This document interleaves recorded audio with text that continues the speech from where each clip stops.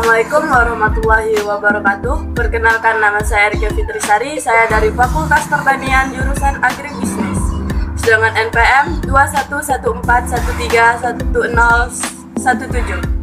Di sini saya akan menyampaikan hasil resum BKKMB Unila 2021 selama 4 hari. Di hari pertama ada 4 materi. Materi yang pertama adalah pembinaan gerakan nasional revolusi mental di era revolusi industri 4.0 dan kenormalan baru oleh Rektor Universitas Lampung Profesor Dr. Karomani MSI. Revolusi mental oleh Insinyur Soekarno adalah perombakan cara berpikir, cara kerja, dan cara hidup agar selaras dengan semangat kemajuan dan tuntutan revolusi nasional. 2. Perkembangan revolusi. Revolusi industri 1.0 ditandai dengan adanya mesin uap. Revolusi industri 2.0 ditandai dengan adanya kemunculan pembangkit listrik. Revolusi 3.0 ditandai dengan adanya teknologi informasi. Revolusi 4.0 ditandai dengan adanya jaringan internet. 5.0 sebagai suatu konsep yang berpusat pada manusia dan berbasis teknologi. 3. Tantangan global. 4. Tantangan nasional. 5. Skill yang dibutuhkan. Komunikasi yang baik, berpikir kritis, memiliki skill kepemimpinan yang baik, mampu bekerja sama, dan public speaking. Kedua adalah tentang bela negara oleh Brigjen TNI Jubei Levianto. Bela negara adalah tekad, sikap, dan perilaku serta tindakan warga negara baik secara perorangan maupun kolektif dalam menjaga kedaulatan negara, keutuhan wilayah, dan keselamatan bangsa dan negara yang dijiwai oleh kecintaannya kepada Negara Kesatuan Republik Indonesia.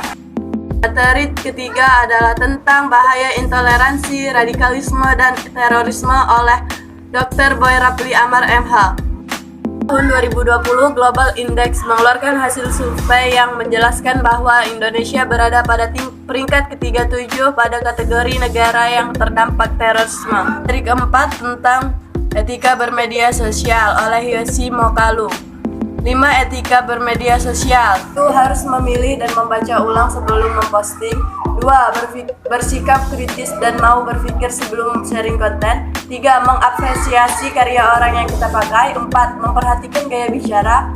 5. Membuat akun sosial media dengan sebuah kejelasan dan gambar akun. 2. Materi pertama adalah tentang pengelolaan perguruan tinggi di era kenormalan baru oleh Wakil Rektor Bidang Umum dan Keuangan Profesor Dr. Asep Sukohar SKED MKES. Dalam hal ini, cara kampus menyikapi COVID-19 yaitu dengan melakukan perkuliahan online atau daring, melakukan atau mengadakan vaksinasi untuk dosen, tendik, dan mahasiswa, memindahkan BPJS mahasiswa ke Poliklinik Unila, serta membentuk Satgas COVID-19. Materi kedua tentang sistem pendidikan tinggi dan kebijakan Merdeka Belajar Kampus Merdeka oleh Wakil Rektor Bidang Akademik Profesor Dr. Heriandi SHMS. 7 hal yang harus tahu. 1. Satuan kredit semester SKS. 2. Semester. 3. Beban dan masa studi. 4. Kurikulum. 5. Hak dan kewajiban mahasiswa. 6. Kegiatan mahasiswa. 7. Organisasi kemahasiswaan.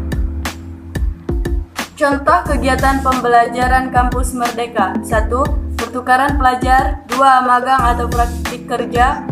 3. Membangun desa. 4. Studi atau proyek.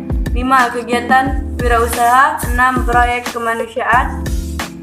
7. Penelitian atau riset. 8. Asistensi mengajar. Materi ketiga adalah tentang etika dan norma kehidupan kampus oleh Wakil Rektor Bidang Kemahasiswaan dan Alumni Profesor Dr. Yulianto. Etika adalah nilai-nilai dan norma moral yang menjadi pegangan bagi seorang atau kelompok untuk mengatur tingkah lakunya. Setiap mahasiswa harus menjunjung tinggi etika terhadap dosen bersama mahasiswa dan orang-orang di dalam ataupun di luar kampus. Alasan etika sering dilanggar, kurang kesadaran, stres, salah pergaulan. Peran etika, seseorang atau kelompok mahasiswa dapat mengemukakan penilaian tentang perilaku manusia, memberikan prospek untuk mengatasi kesulitan moral yang kita hadapi sekarang.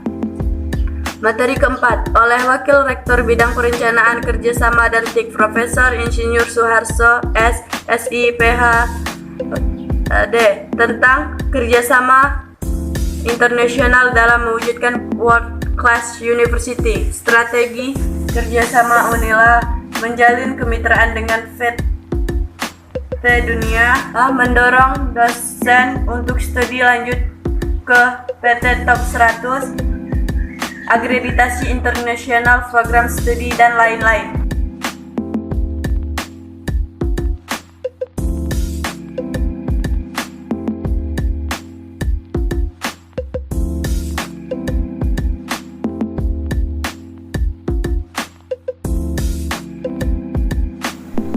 Yaitu pengenalan dosen-dosen di jurusan agribisnis dan penyuluhan pertanian, serta pengenalan lab-lab yang ada di jurusan agribisnis. Yang satu, laboratorium penyuluhan dan pemberdayaan masyarakat.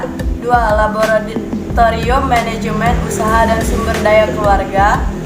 Dan ketiga, laboratorium analisis agribisnis. Mungkin hanya itu yang bisa saya sampaikan. Saya akhiri. Wassalamualaikum warahmatullahi wabarakatuh.